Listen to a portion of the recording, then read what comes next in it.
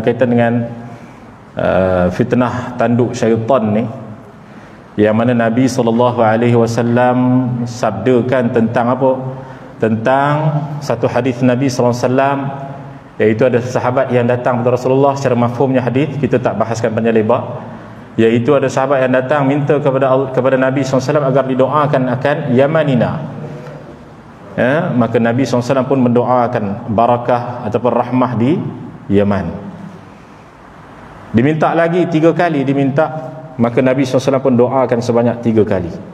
Datang satu orang daripada Najd, ya, minta kepada Rasulullah, ya Rasulullah, najdina ya Rasulullah, doakan untuk Najd kami ya Rasulullah. Maka disitulah Nabi SAW mengatakan akan keluarnya huru-hara dan tanduk syaitan.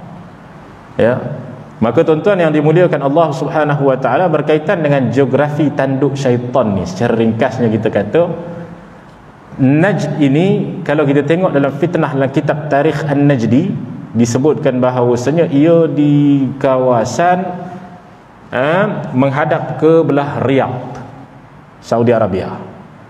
Riyadh, kemudian di belah-belah situlah, ya. Maka di situlah kata Nabi SAW akan wujudnya huru-hara dan akan menyebabkan berlakunya fitnah dalam dunia ni. Sebab tu antara mereka yang lahir daripada belah sana ni, belah Riyadh, belah Iraq, ada yang kata belah Iraq, kan, ada yang kata belah Iraq, tapi yang betul-betul geografinya para ulama kita kaji, dia belah Riyadh. Maka antara yang lahir daripada situ siapa dia? Iaitulah Musailamatul Kadzdzab, seorang yang mengaku sebagai Rasul. Antara lainnya yang lahir daripada situ ialah siapa? Pengasas kepada ajaran Wahabi, ya, iaitu Muhammad bin Abdul Wahhab, yang menyebabkan huru-hara dalam dunia. Dan kita kata baru-baru ni pun berlaku konsert dan sebagainya, kan, di kawasan Riyadh, Riyadh apa, Session ke apa namanya tu kan, ya, Caesar Riyadh. Jadi memang banyaklah hadis Nabi SAW kalau kita baca secara ringkasnya, kita nak jawab pada masa ni, iaitu Nabi SAW sendiri pernah bersabdakan bahawasanya akhir zaman ni orang yang nakkan dunia, mereka takkan duduk di Madinah, mereka akan keluar daripada Madinah. Orang yang nakkan dunia ni, maka bila mereka keluar daripada Madinah, kerana apa mereka nakkan dunia? Kerana dalam Madinah ni tak ada apa. Dalam Madinah ni ada Nabi, dalam Madinah ni ada sahabat-sahabat Nabi, kuburan sahabat, kuburan makam Ahlul Bait, ya, di situ ada Ahlul Bait para habaib yang mengajar di sana.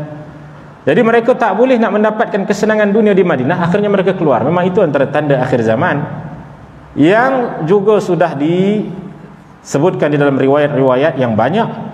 Maka tuan-tuan yang dimuliakan Allah Subhanahu wa taala, malah bahkan kita kata goncangan-goncangan itu dengan makna apa? Dengan makna huru-hara, yang akan menghuru-harakan dunia. Kalau kita tengok fitnah Wahabi contohnya, menghuru-harakan dunia, ya. Dia pergi ke mana-mana sahaja, dia akan menyalahkan amalan manusia di sini.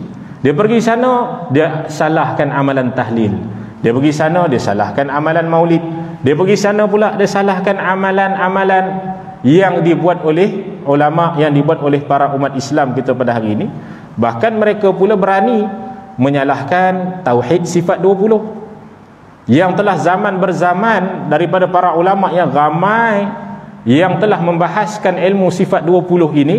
Tiba-tiba datang ulama mereka kata itu bukanlah daripada akidah umat Islam, ya. Maka tuan-tuan yang dimuliakan Allah Subhanahu wa taala, maka itu salah satu daripada kita kata fitnah-fitnah yang hadir di akhir zaman ini, ya, yang mana fitnah-fitnah ini tuan-tuan yang dimuliakan Allah Subhanahu wa taala telah tersebar ke seluruh dunia, ya. Musailamatul Kadzdzab tu antara contohnya, ya, telah menyebabkan banyak fitnah yang berlaku sehingga pengikutnya ramai, ribuan orang yang mengaku sebagai Rasul, ya, sehingga diceritakan dia nak beritahu dia ada mukjizat juga, kan. Dia nak beritahu dia, Nabi SAW kan pernah menggunakan air liurnya untuk apa? Untuk mengobati mata Sayyidina Ali radhiyallahu taala anhu ketika dalam peperangan.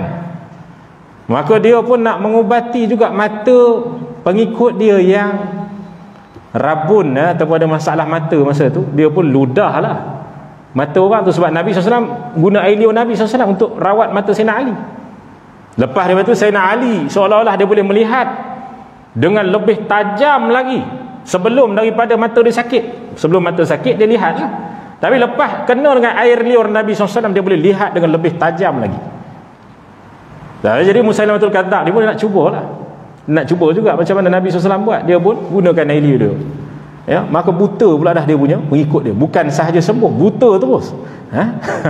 Maka tuan-tuan yang dimuliakan Allah Subhanahu wa taala, itu kita katakan apa dia, antara fitnah-fitnah yang hadir ya sampailah ke akhir zaman. Dan saya rasa itu adalah fitnah ajaran fahaman yang kita kata terkeluar daripada Ahlus Sunnah wal Jamaah yang wujud di akhir zaman.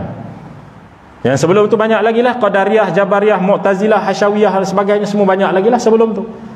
Tetapi yang paling lama sekali kita kata hayat hidupnya ajaran sesat yang paling lama ni adalah ajaran Wahabi. Sampailah ke hari ini. Kenapa kita kata sesat? Kerana akidahnya itu adalah akidah yang terkeluar daripada Ahlus Sunnati wal Jamaah. Kita tak mengkafirkan ya. Kita bukan manhaj yang mengkafirkan seseorang. Yang sesat itu bukan bermakna kafir, jangan silap. Sesat dengan makna dia masih Ahlul Qiblah, masih mereka yang menyatakan Tuhannya satu, mengatakan nabinya satu, kiblahnya sama, cara ibadahnya itu sama juga. Tetapi dalam kefahaman akidahnya ada kesalahan sedikit. Ya, ini yang disebut oleh Nabi SAW, sataftariqu tu kan, akan berpecahnya umat Nabi SAW itu ala 73 firqatan, 73 golongan, kulluhum finnar, setiap daripada mereka itu masuk neraka melainkan satu golongan.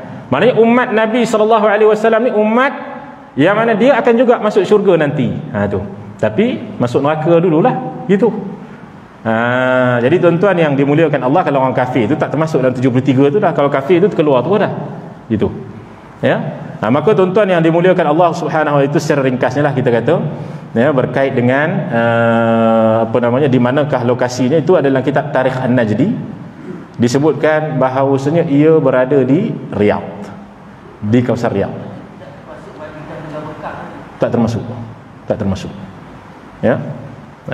Tapi fitnah dia tu sampai ke Madinah Mekah, fitnah dia. Bukan kata Madinah Mekah satu dunia. Satu dunia. Ya, fitnah dia telah sampai kepada kita hari ini. Wallahu taala a'la wa a'lam.